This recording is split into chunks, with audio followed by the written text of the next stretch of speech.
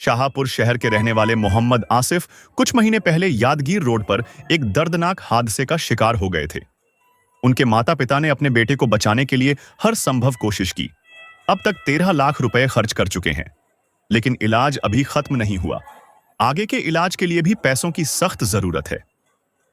आसिफ के वालिद बशू मियां साहब, जो एक गरीब परिवार से ताल्लुक रखते हैं, अब तक उधार लेकर बेटे के इलाज का खर्च उठा रहे हैं।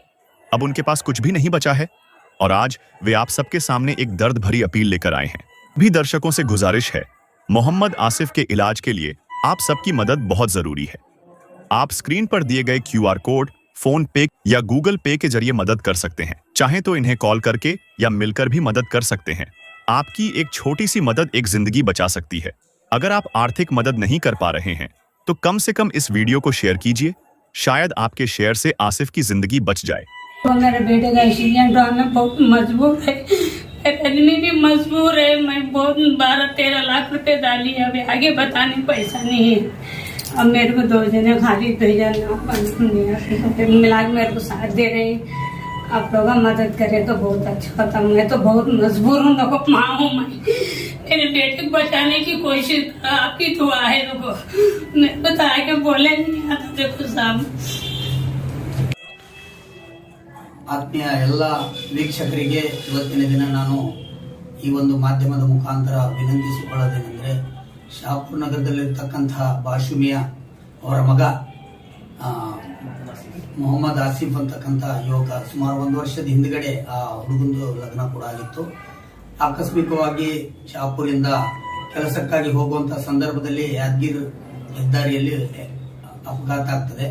2 ವೀಲರ್ ಮುಖಾಂತರ ಹೋಗುವಂತ ಸಂದರ್ಭದಲ್ಲಿ ಅಪಘಾತ ಆಗಿ ಬಹಳ ಸೀರಿಯಸ್ ಆಗಿ ಗಾಯ ಆಗಿ ಆ ಒಂದು ಹುಡುಗನಿಗೆ ರಾಯಚೂರು ಆಸ್ಪತ್ರೆಗೆ ಮುಂದಿನ ಚಿಕಿತ್ಸೆಗೆ ಅಲ್ಲಿಂದ ರವಾನೆ ಮಾಡ್ತಾರೆ.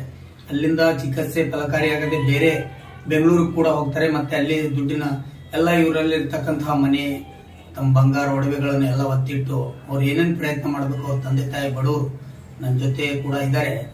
ಅವರು ತಮ್ಮ ಎಲ್ಲ ಇರ್ತಕ್ಕಂಥ ಇದರಿಂದ ಹುಡುಗನಿಗೆ ಉಳಿಸುವಂತ ಪ್ರಯತ್ನ ಬಹಳಷ್ಟು ಮಾಡಿದ್ದಾರೆ. ಇಲ್ಲಿವರೆಗೆ ಸುಮಾರು ಒಂದು 13 ಲಕ್ಷದ ಅವರು ಇದು ಖರ್ಚು ವೆಚ್ಚ ನೋಡ್ಕೊಂಡು ಬಂದಿದ್ದಾರೆ, ಸಾಲ ಮಾಡಿ ಅದು ಎಲ್ಲ ಮಾಡಿ. ಈಗ ಇನ್ನೂ ಕೂಡ ಆ ಹುಡುಗ ಗುಲ್ಬರ್ಗ ಕಿದ್ವಾಯಿ ಆಸ್ಪತ್ರೆಯಲ್ಲಿ ಆ ಹುಡುಗ ಇನ್ನೂ ಚಿಕಿತ್ಸೆ ಪಡಿತಾ ಇದ್ದಾನೆ. ಈ ಮುಂದಿನ ಚಿಕಿತ್ಸೆಗಾಗಿ, ಆ ಹುಡುಗನ ಭವಿಷ್ಯಕ್ಕಾಗಿ ಇವರಿಗೆ ಸಾಲ ಆಗಿದ್ದಕ್ಕೋಸ್ಕರ ನಾನು ಎಲ್ಲಾ ವೀಕ್ಷಕರಲ್ಲಿ ವಿನಂತಿ ಮಾಡ್ಕೊಳ್ತೀನಿ. ನಾವು ಬಹಳಷ್ಟು ಸಂದರ್ಭದಲ್ಲಿ ಮಾಧ್ಯಮದಲ್ಲಿ, ಸಾಮಾಜಿಕ ಜಾಲತಾಣಗಳಲ್ಲಿ ನಾವು ಬಂದು ವಿನಂತಿ ಕೂಡ ಮಾಡ್ತೀವಿ. ಈ ಒಂದು ವಿಶೇಷ ಸಂದರ್ಭದಲ್ಲಿ ನನ್ನ ಜೊತೆ ನಮ್ಮ ಮಾಜಿ ನಗರಸಭೆ ಅಧ್ಯಕ್ಷರಾಗಿರ್ತಕ್ಕಂಥ ಹನುಮಂತರಾಯ ಗೌಡರು ಕೂಡ, ಮತ್ತೆ ಅಬ್ದುಲ್ ಖದೀರ್ ಸಾಬ್ ಅತ್ತಾರಿ, ಮತ್ತೆ ಅವರು ತಂದೆ ತಾಯಿಯವರು ಕೂಡ ನನ್ನ ಜೊತೆ ಇದ್ದಾರೆ. ತಾವೆಲ್ಲರೂ ಕೂಡ ಶಾಹಪುರ್ ಇರ್ತಕ್ಕಂಥ ಎಲ್ಲರೂ ಕೂಡ ಈ ಒಂದು ಫ್ಯಾಮಿಲಿಗೆ ನೋಡಿರ್ಬೋದು. ಯಾಕಂದ್ರೆ ಶಾಹಪುರ್ ಜಾಲ್ಗಾರೋಣಿಯಲ್ಲಿ ಇರ್ತಾರೆ ಇವರು.